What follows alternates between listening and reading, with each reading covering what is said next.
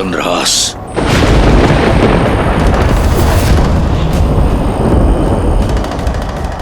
मृत्यु कब तुमसे आलिंगन कर लेगी जान नहीं पाओगे। मेरा चंद्रहास तुम्हें अपना आहार बनाएगा।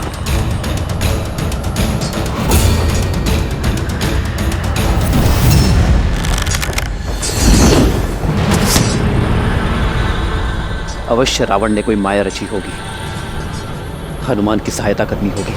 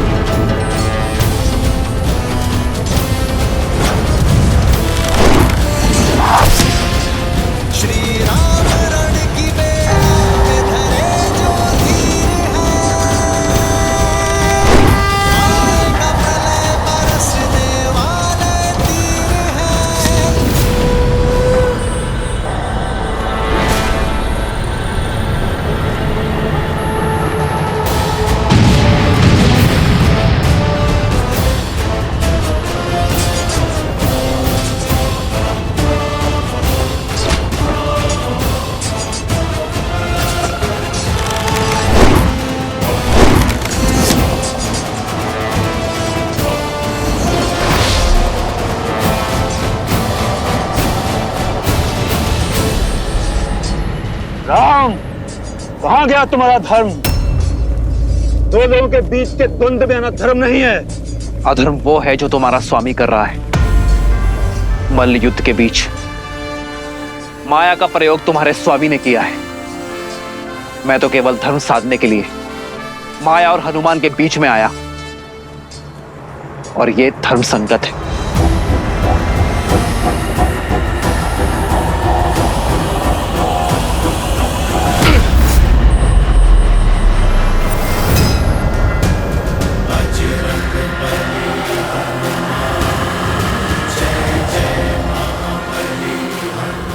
अब तुम्हारी चपलता भी तुम्हें बचा नहीं सकती चंद्रहास से।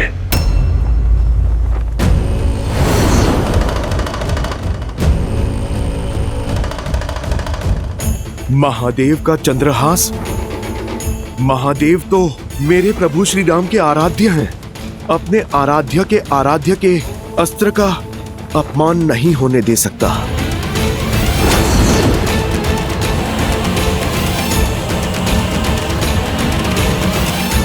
जय श्री राम, हर हर महादेव।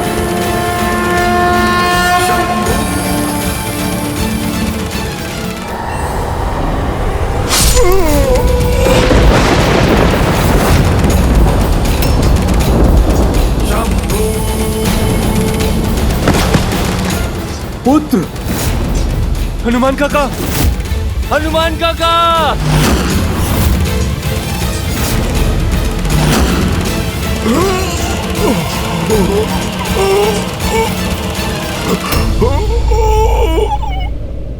ये अनर्थ है महादेव। आपका अंश अवतार आपके ही चंद्रहास से कैसे परास्त हो सकता है? परास्त? संसार में भला ऐसा कौन है देवी जो वज्रांग बली हनुमान को परास्त कर सके? परास्त नहीं हुए अंजनी पुत्र, केवल मेरे चंद्रहास का सम्मान करते हुए उसका प्रत्युत्तर नहीं दिया। जानती हैं उन्होंने ऐसा क्यों किया? क्योंकि वो भली भांति जानते हैं कि चंद्रहास वो अस्त्र है जो उनके आराध्य के भी आराध्य का अस्त्र है। यही तो विशेषता है इन दोनों के संबंध की। जहां एक ओर श्री राम संसार को मर्यादा का पाठ सिखाते हैं, वहीं दूसरी ओर उनके अनन्य भक्त हनुमान दूसरों की मर्यादा का पूरा ध्यान रखते हैं। परंतु यदि रावण ने यही चंद्रहास श्री राम के विरुद्ध उठाया तो?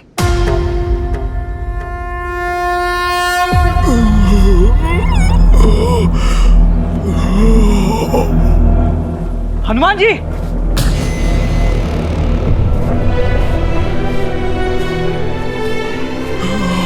हनुमान जी, आप ठीक तो हैं?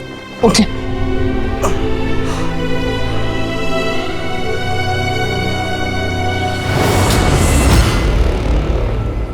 मैं ठीक हूँ लक्ष्मण भैया। कभी कभी योद्धा प्रहार से नहीं, आभार से जीतता है। मैं तो महादेव के अस्त्र के सम्मान में झुका हूँ। लक्ष्मण भैया, क्षण भर में फिर से युद्ध के लिए सज्ज हो जाऊंगा। नहीं नहीं हनुमान जी, अब आपको रावण का एक भी और प्रहार सहने की आवश्यकता नहीं है। अब मैं वो दशा ही नहीं आने दूंगा जिसमें आपको रावण से युद्ध करना पड़ जाए।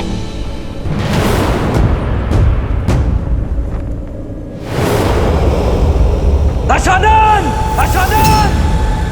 मैं दशरथ पुत्र लक्ष्मण तुम्हें द्वंद्व के लिए ललकारता हूं।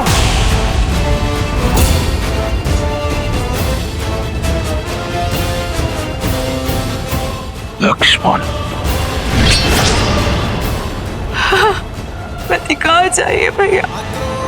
जोश क्रोध का ये क्षण है प्रतिशोध का, ललकार और पुकार का ये क्षण है अति विरोध का।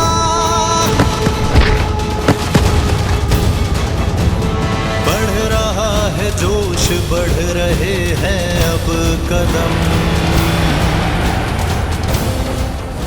राम पर प्रहार से पहले इस लक्ष्मण से प्रतिकार लूंगा, शूर्पणखा का।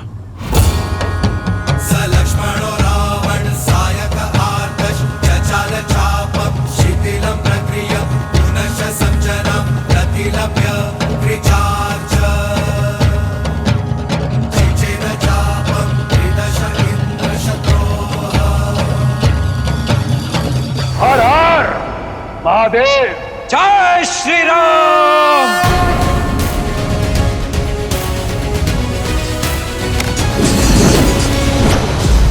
लंकेश के मार्ग में बाधा डालने का दंड दो इसे। निकुंभ, अकंपन, प्रहार। शत्रु का वार चारों ओर से हो रहा है मित्र, क्या करें? वही मित्र जो ये चाहते हैं, मुझे बाकी सेना से भिन्न करना चाहते हैं। करने दो ऐसा ही, आने दो मेरे समीप। आप जाकर हनुमान को संभालिए। इनके लिए तो ये गुरु वशिष्ठ का शिष्य ही पर्याप्त है। राम कहो जय श्री राम, दशरथ नंदन राजा राम। राम नाम भजते हनुमान, अवध बिहारी राजा राम। प्रतिशोध का प्रसाद जितनी देर से मिले उतना मीठा लगता है। आज मैं अपनी बहन का प्रतिशोध लूंगा।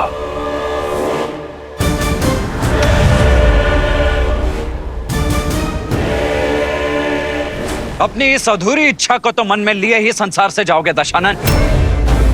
चला जो पाठ चलाना है, किंतु मेरे वार से आज तुम्हें कोई बचा नहीं पाएगा। अद्भुत! बातें इतनी बड़ी और अनुभव उतना ही छोटा। बालक, रावण के नाम की भांति उसकी शक्ति और माया असीम है।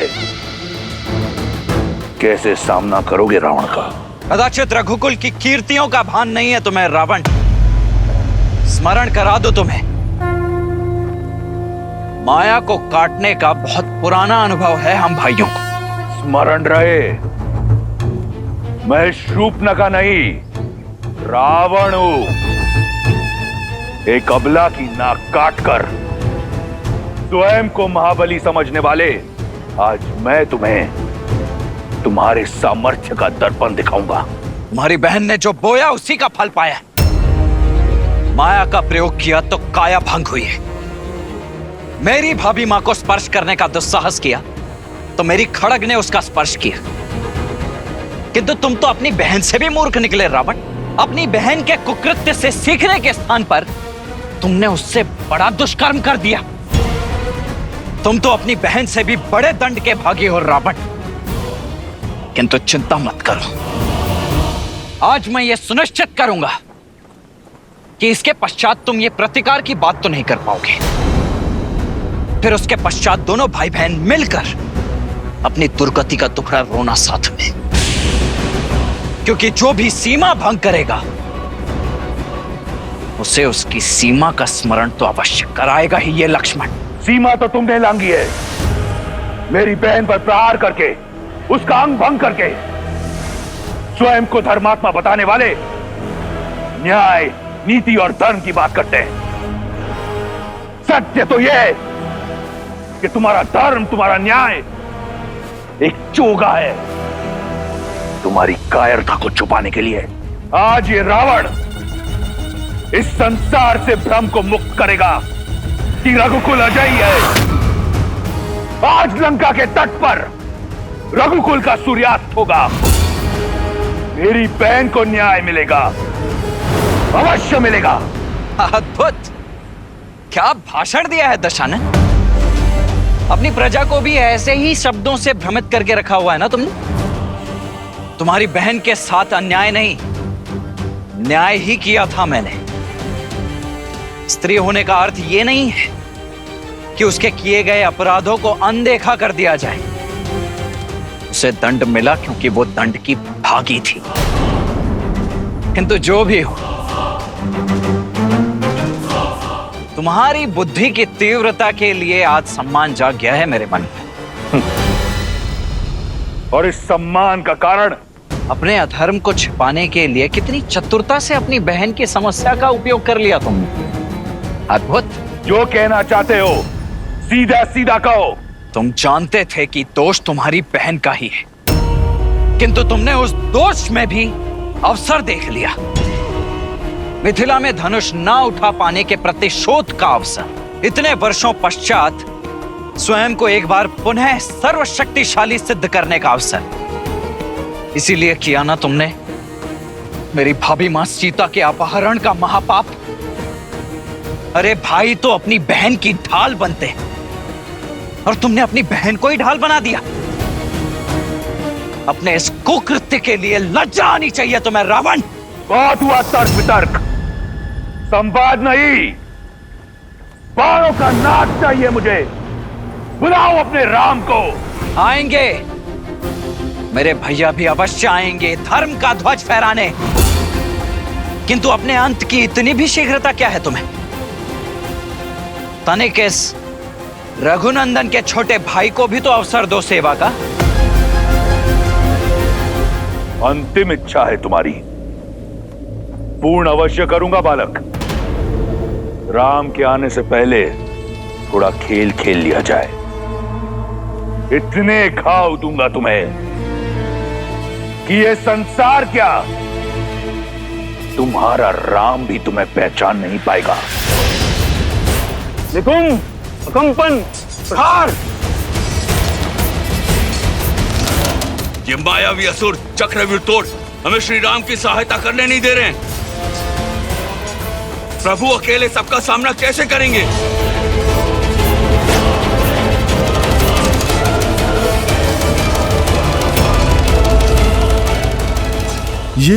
ये प्रभु ने बाण चलाना क्यों रोक दिया?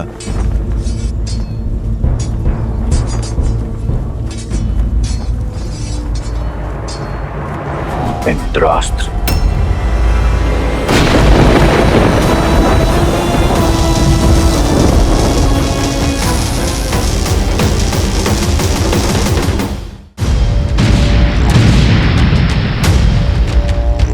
मान गया रघुकुल के रक्त को।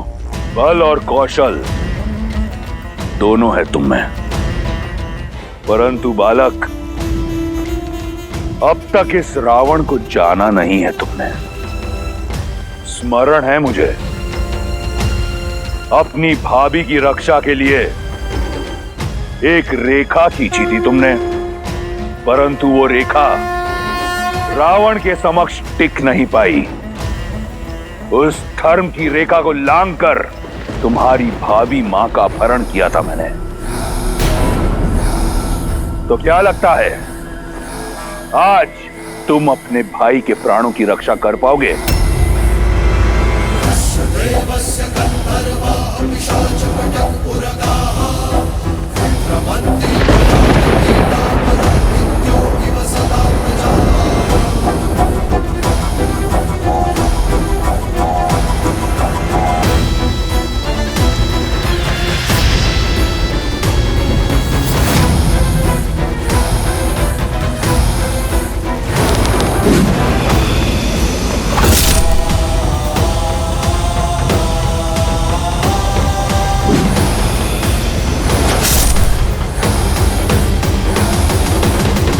अपनी भाभी का हरण रोक नहीं पाए, इस अपराध बोझ से पार नहीं पा सके, तो रावण से क्या पाओगे बालक?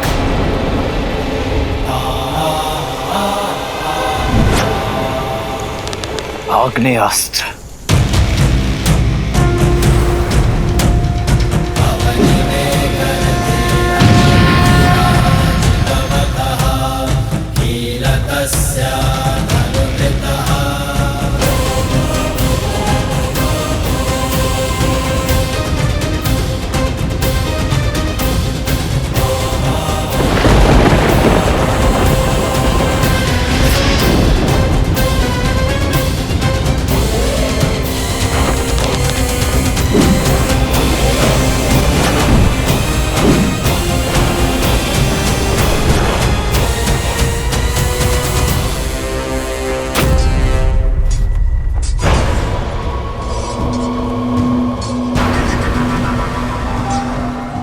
सेनापति प्रहस्त, हमें घायलों के उपचार के लिए अतिशीघ्र छावनी जाना होगा। नहीं कुंभ, यदि हम मर भी जाएं, तो भी हम पीछे नहीं हटेंगे। तुम सब पीछे हटो, सब पीछे हटो। आज बचोगे तो कल लड़ोगे।